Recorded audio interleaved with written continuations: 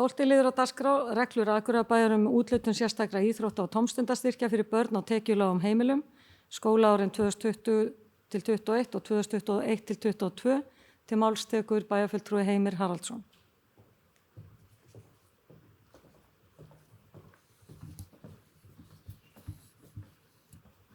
Forseti, ágætu bæjarfulltrúar, liður 3 í fundargerð velferðarráðs dagsettri 22. desember 2021 var lögð fram drög að breytingum og reglum sérstaka íþrótta- og tómstundastyrki sem velferðarráð samþykkti og vísaði til bæjarstjórnar.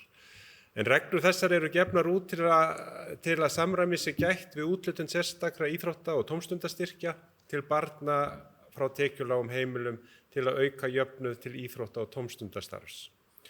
Fyrir 31. desember 2021 skal greiða íþrótta- og tómstundastyrk með börnum fæddum á árunum 2006 til 2015 sem eru með lögheimili á tekjulágum heimilum. Með tekjulágum heimilum átt við heimili þar sem heildartekjur framfærenda, einstaklings, hjóna eða sambúðarfólks voru að meðaltali lægri en 787.200 krónur á mánuði á tímabilinu mars til júní 2021. Þennan styrk skal greiða vegna útlagskostnaðar við íþrótta- og tómstundastarf á skólaárinu 2021 alltaf 25.000 krónum fyrir hvert barn. Íþrótta- og tómstundastyrkir eru veittir vegna þátttöku í skipulögðu íþrótta- og tómstundastarfi sem stundað undir leiðsögn þjálfara og leiðbeinenda og nær yfir 1 önn eða lágmarki 10 vikur. Þegar umsækjandi sækir almennan frístundastyrk hjá sveitarfélaginu í rafrænni gátt getur hann valið að óska sig eftir að kanna sér réttur barns til íþrótta- og tómstundastyrk samkvæmt þessum reglum. Þannig að ég hvet íbúa bæjarins til þess að kanna hvort að þau eigi slíkan rétt. Takk fyrir.